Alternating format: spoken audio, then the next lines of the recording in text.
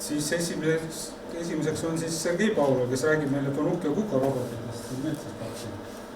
Ja Sergei on siis kolledži telemaatika ja arukate süsteemide töörühma lektor ja ühtlasi ka Vilikus siis toimetaja, arendusinseneri. Okei. Tere päevast, meil on Sergei. Ilma selleta. Juba harjunud selleta. Nii, aga tere päevast, meil on Sergei Pavlov, ma tegelen siin robotikaga, automaatikaga ja mis on sellega seal, füüsikaga ka. Ja siis see labor on nagu, mina olen sellise labori juhataja ja siis see labor on seatud natukene robootika nagu automaatikaga, siis on komplektne selline väike lahendus, aga tulevikus loomulikult me tahame seda edasi arendada ja siis nagu näidis teha see nagu väikest tootmisliini siin teha, kus kõik need robotid teevad koostööd. Nii, ja siis täna minu ülesanne räägida sellest, millised on need robotid, mis meil on, mida nad saavad teha. Ja kui te näete, et suurus ei ole nii suur ja võrreldes nende robotiga, mis tavaliselt töötavad, siis ettevõtetes, nagu samamoodi meie Sillamäe Narva tehases, need on robotid, kus nende kandevõime on näiteks umbes 20, 30 kilo, 100 kilo ja nii edasi. Aga ütleme ausalt, et siin meil neid robotid on selleks, et õpetada inimesi, kuidas programmeerida. Ja see tähendab seda, et neil on sama funktsionaalsus nendel robotil, mis ettevõttes. Ja kui inimene tahab või ettevõtja siis poolt tulevad inimesed siia, nad tahavad õppida, kuidas programmeerida need robotid, kuidas töötada signaalidega ja nii edasi. Ja neid kaks robotit, mis te näete praegu, Fanuc oma ja Kuka oma, nagu nad on ka tööstuslik robotid, lihtsalt nende kandevõime on see roboti kuni 4 kilo ja siis selle roboti ka umbes 5-7 kilo, aga see on koos tööriistaga. Ja kui me räägime üldse nendes robotides, et millest nad koosnevad ja kui me näeme, et siis on loomulik kontroller, siis peaaegu need kontrollerid on standardiseeritud ja kui te vaadate pärast, kui teil tuleb aeg, et saate vaadata, aga tavaliselt need samamoodi sisse väljutame ohutusnupp ja siis käivitame 3 režiimi loomulikult, millega me saame töötada. Piirangud siin ei ole, piirangud on töörežiimil, selle tähendab seda, et ma alati näitan inimestele, kui suur kiirus on robotil, sellisel väiksel robotil. Ja siis tavaliselt nad, ei suutnud määrata, et öelda, et siis see on väga aeglane, ei ole, see on päris kiire robot. Nii, ja samamoodi, et siin, kui me räägime siis Fanuc roboti kohta, siin on olemas ka masinnägemine, aga 2D, kahjuks 3D veel ei ole. Ja samamoodi, et kui te tegelete juba siis masinnägemisega oma ettevõttes, te näete, 2D nägemises on palju probleeme selle valgustusega ja nii edasi, et kuidas on võimalik seda kalibreerida. No tudengid mul on tavaliselt kalibreerinud kasutavad sellest asja ja loomulikult see ei ole nii täpne nagu peab olema. Ja siis, aga see töötab enam-vähem. Ja siis puldist, kui me räägime puldidest, nagu siin te Fanuci oma näete ja Kuka roboti samamoodi, et kui võrrelda neid pulte, et need on samamoodi enam-vähem standardiseeritud, aga lihtsalt on, kui me räägime nendes, et see, kus on Kuka, me räägime see natukene tundlikum kui Fanuci oma. Aga Fanuci oma on selline eelis ja see on nuppud. Ja rohkem need nuppe, füüsilist nuppe ja siis tavaliselt, kui ma saan tagasida need ettevõtted, kes kasutavad Fanuc robotit ja nad väga õnnelikud, kui neil on olemas sellised nuppud. Ja see ei ole nii tundlik ekraan siin Fanucil. Nii, Kukal on vastupidi, ekraan on enam-vähem tundlikum, aga jälle on vaja kalibreerida. Ja siin on kaasas, kui me räägime Kuka robotitest, siis on võimalik kasutada näiteks tikki ja siis te saate nii programmis kuidagi modifitseerida programmi, redigeerida, kirjutada juurde ja nii edasi. Siin kõik on võimalik oma roboti programmeerida puldist, jah. Kui teil on keerukas mingi programm, siis te saate seda kasutada eraldi tarkvara, aga jälle see ei ole tasuta. Ja Fanuki oma on RoboGuide näiteks, mis maksab küll. Nii, ja siis teie eest tekib küsimus, seisab küsimus, kas programmeerida online, kasutades pulti või offline. Ja? Et iga nagu Fanuki oma ja Kuka on kasutada oma tarkvara. Ja siis ütleme niimoodi, et samamoodi mul on selline kogemus, kui ettevõte programmeeris või seadistas oma robotit, kuidagi nii kitsas koht oli ja kui nad ei teinud offline vähemalt programmeerimist või simulatsiooni, siis tekkis selline küsimus, et füüsiliselt või programmselt nad ei osanud lahendada probleemid, singulaarsus. Et see on suurem probleem. Ja siis ainult füüsiline selline muudatus nad pidid tegema. Ja samamoodi see on juba teine asi, et liiga palju liigutusi on vaja teha, et ümber seadistada. Ja soovituslik teha offline programmeerimist, vaadata, kas see kõik toimib ja kas singulaarsus ei teki siin. No meil on ka väike viimane teada ka, siis minnes singulaarsusega on suur probleemid, et on vaja neid kuidagi teistmoodi lahendada. Kui me räägime siis jälle Fanuki oma ja tal on olemas 2D masinanägemised, näete, siin on võimalik näha, et ta saab määrata, loomulikult kui ma muudan positsiooni, ta saab määrata, kus ta asub, kui me käivitame programmi. Programm on väga lihtne kirjutatud, et ta otsib sellist keha kaameraga ja siis ta liigub sinna, kus see uus keha asub. Ja väga hea, et siin on võimalik niimoodi kirjutada, et ta saab otsida mitte ainult üks keha, aga 2, 3, 4 ja nii edasi. See sõltub selle, kui palju neid platsi peab. Nii, ja siis samamoodi, kui me käivitame neid roboteid, näiteks ma proovin praegu käivitada, siis te näete, erinevus on selles, et siin on elektriline harats, siin on pneumaatiline harats. No mõned ettevõtted, nad helistavad pneumaatikat ja võib-olla see on nende lahendus, et pneumaatika haratsid kasutada. Ja siis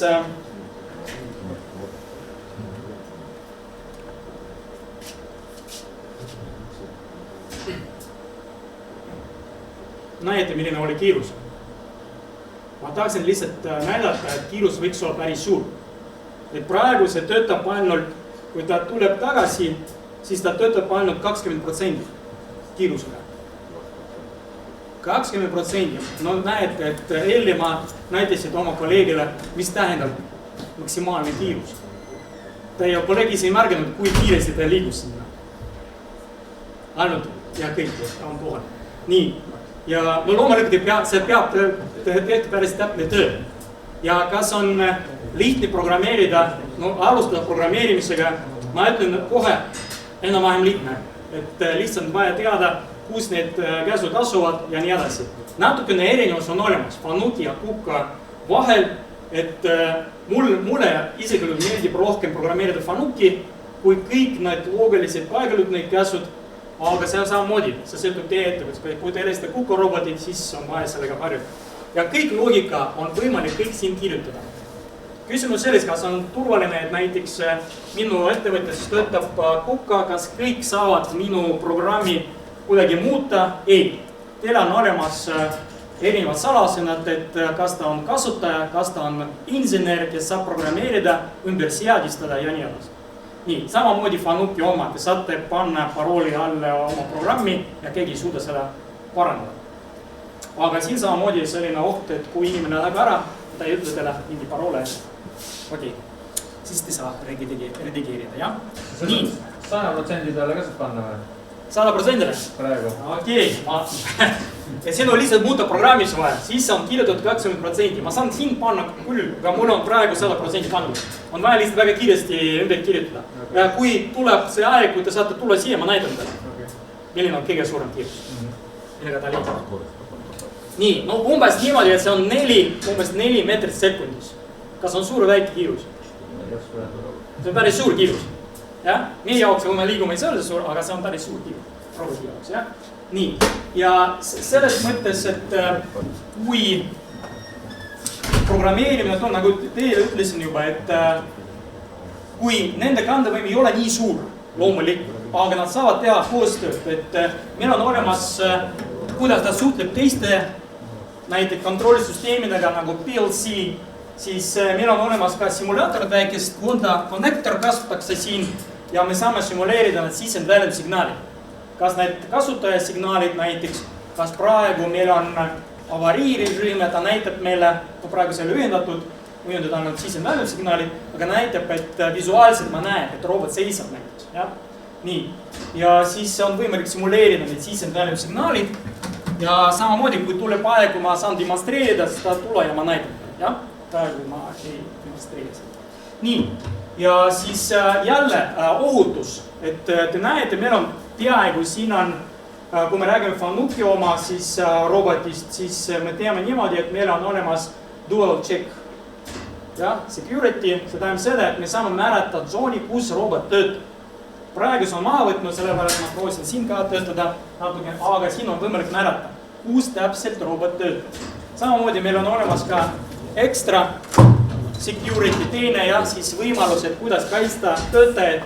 Siin on olemas ka, kui me töötame käsirežiimis, siis on võimalik ilma selleta töötada, automaatselt ei arvesta sellega, aga kui meil on automaatrežiim, siis peab olema kõik neid meetmed peab olema rakendatud, sellepärast robot teeletab selles, et vabandus, ma ei saa liikuda, teil ei ole, neid reegleid on täidetud.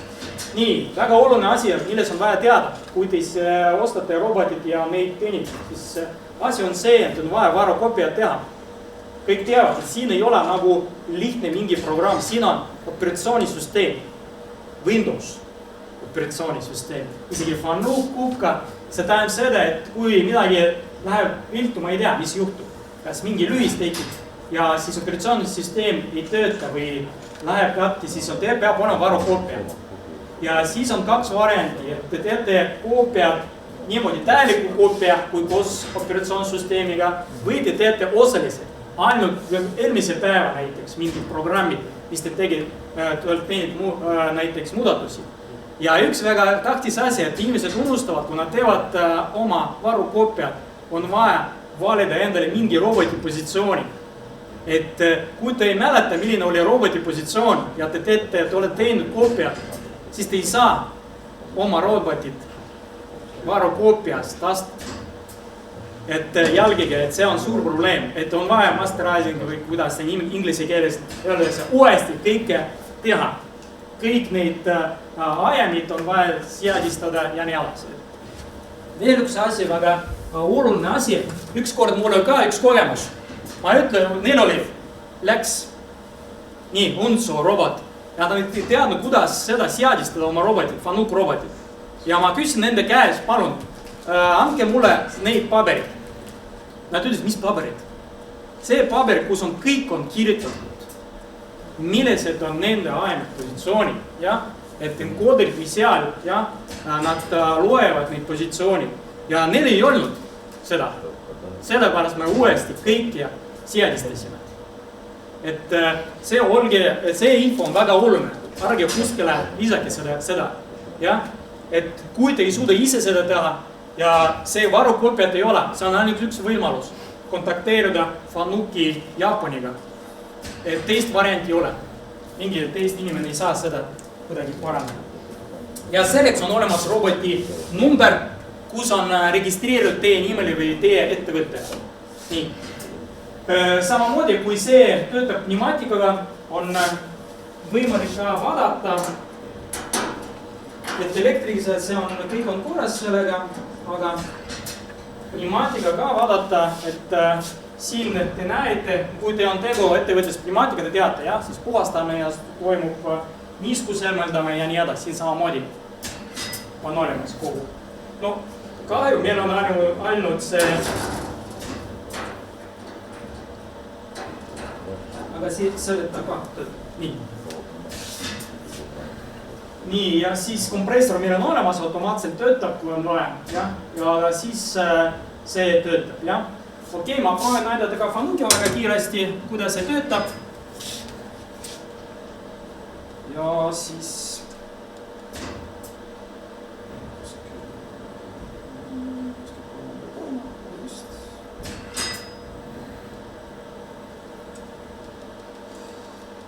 siin on võimalik kirjutada toodud palju programme, loomulikult, kes on, tõstke käed, kes tegelevad robotitega, kes programmeerib. No need, kas teie seas on inimesed, kes programmeerivad robotit? Nii, okei. No siis on võimalik väga palju sellest, mis siin toimub. Nii, aga ma proovin kuidagi seda. Ja loomulikult see on samamoodi, et ka on väike erinevus, et kui me räägime kuka, kui me tahame käivitada robotit, siis on vaja võtta maha neid alarmi, et ta hakkaks tööle. Siin mul on käsirežiim, siis on vaja reseti vajutada, shifti ja nii edasi, erinevad kombinatsioonid siin. Ja siis ma proovin kuidagi seda käivitada, jah.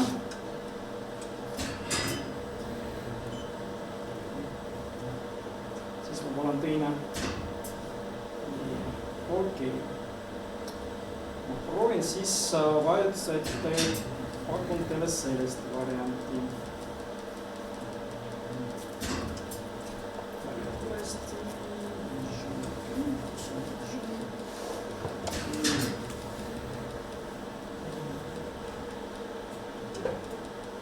Toodu palju programme on kirjutatud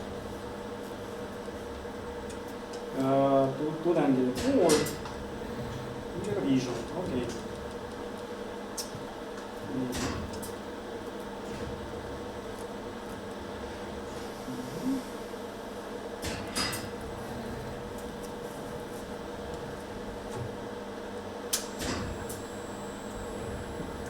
Praegu ma siis käivitasin programm, mis on seatud sellise masinägemisega.